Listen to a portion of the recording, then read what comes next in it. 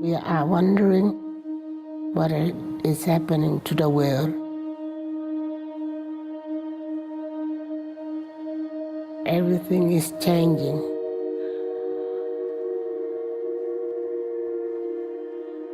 The very idea of human being some sort of natural concept is really going to change.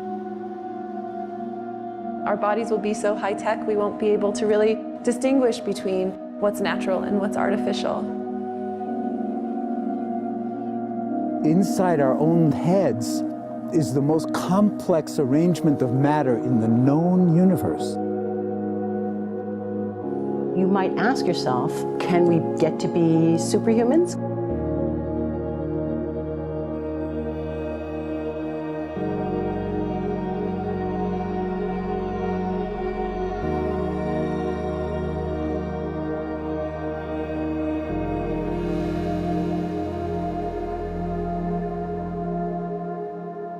The original Industrial Revolution was driven by the discovery that you could use steam engines to do all kinds of interesting things. But that was followed by additional revolutions for electricity and computers and communications technology. We're now in the early stages of the fourth Industrial Revolution, which is bringing together digital, physical, and biological systems. One of the features of this fourth Industrial Revolution is that it doesn't change what we are doing, but it changes us. With the ability to visualize brain activity, for example, through a simple consumer-based EEG device, it gives us access to ourselves in ways that we've never before thought possible. It unlocks the black box that is the brain and enables us to really, truly be able to realize an identity that is aspirational. There's now a scientific foundation for the effects of mindfulness on the brain, on the genome, on biological aging. And when the human mind does know itself, then you get the potential for a new renaissance that restructures itself in terms of our relationship to life, our relationship to the planet, our relationship to work. We need a different economic model. And by that I don't mean capitalism versus communism. What I'm talking about is a shift in the system along the lines of the two big changes that happened in the 20th century, Keynesianism, with a much greater focus on health and education and the role of government working with business, and then a reaction against that in late century to neoliberalism, where the focus was on free markets, freedom of the individual, and getting governments out of the way.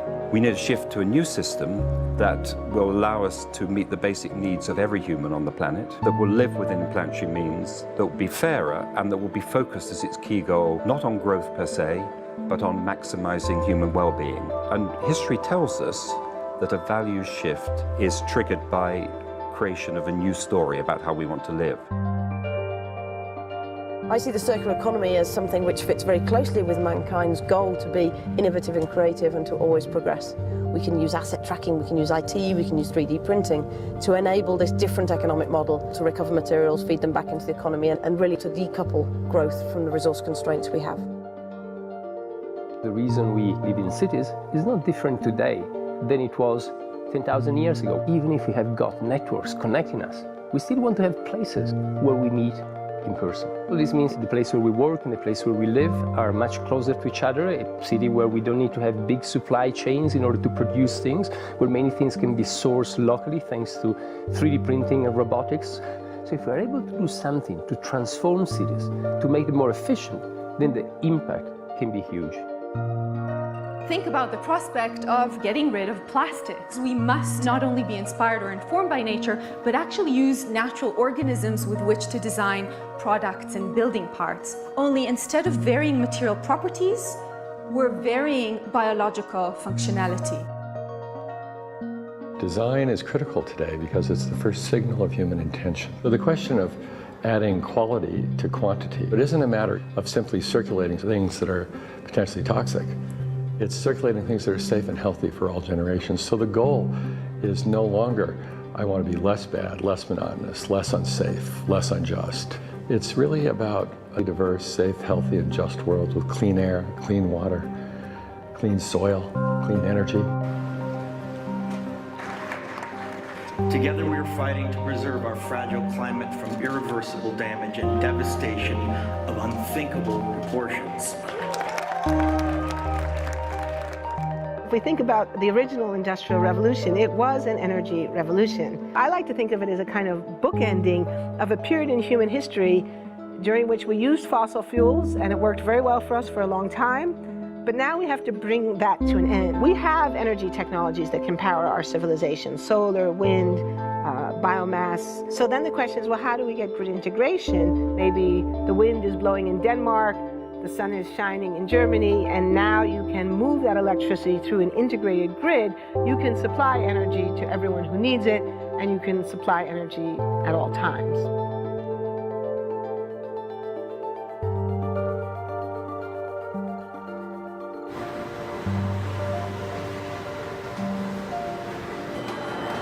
Walking around, you do see different stuff as far as like the body marriage line. They use a lot of things that help them lift up and move things to the car. You just sit there and, you know, program something, and it has its own set mind to go ahead and do everything. And then as humans, we just come in and take the extra step to help the technology. It's not the cure-all for everything. There's definitely a lot of things where people perform the operation better, but certainly for the right applications, robotics are a huge improvement for the process. The prediction of 5 million jobs lost by 2020 to technology is serious, but it's not the main question. Construction, manufacturing, services, public health and education, these industries will still exist. The main question is, what will be the future of work? How will we define work? How will we share the wealth? From the viewpoint of the labor or jobs, now we really need new education or new training.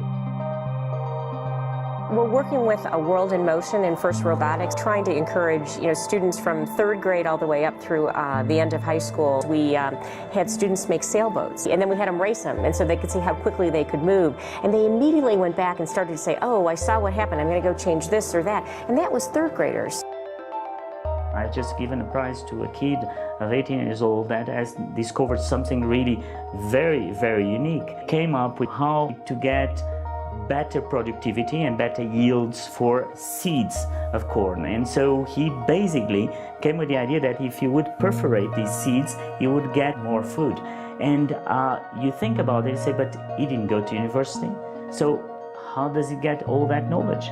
And he told me, I mean, I've been watching YouTube since the age of 12, and I'm so interested that I've seen everything about it. I've read everything about it.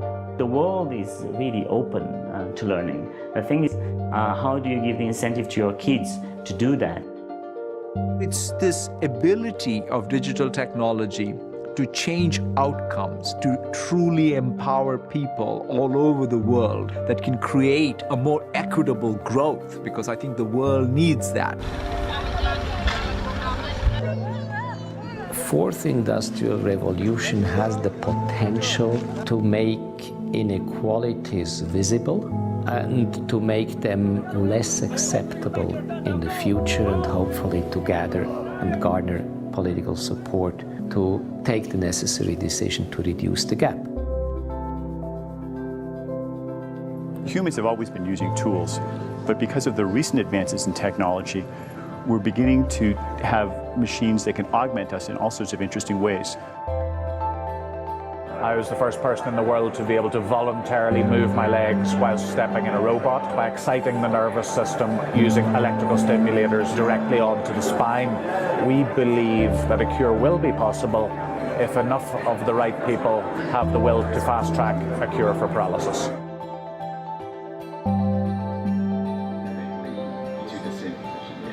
We take two things from the patient. First, we take a three-dimensional X-ray, and we extract the three-dimensional data out of that so we can make a perfectly shaped puzzle piece. And then we also take a sample of fat tissue from the patient so that we can extract the stem cells out of those. And we use those stem cells with this three-dimensional scaffold that we fabricate, and after 3 weeks, we have a piece of living bone that's ready for implantation. Being able to use genome editing to understand the genetic changes that lead to cancer, and technologies like drug delivery, getting molecules into particular types of cells. There's a lot of excitement about being able to move much more quickly on this disease. One of the things that I think is so essential to free and open societies is freedom of thought. And up until now, the conversation we've been having is around freedom of speech. Once we can access people's thoughts and access people's emotion, we have to create a space that enables people to think freely, to think divergent thoughts, to think creative thoughts. And in a society where people fear having those thoughts, the likelihood of being able to enjoy progress is significantly diminished. We need to take responsibility at every level of society, from the individual and the personal to the institutional to the global, to adapt to these technological challenges and changes, which are redefining what it means to be human, what it means to work, what it means to be completely embedded in this world. People always ask me if I'm an optimist or a pessimist. The technology exists, but how do we get it and implement it at the scale we need at a price that people around the world can afford? Even though we have everyday problems we have to solve, we have to find a way to lay the foundations for the innovations of tomorrow.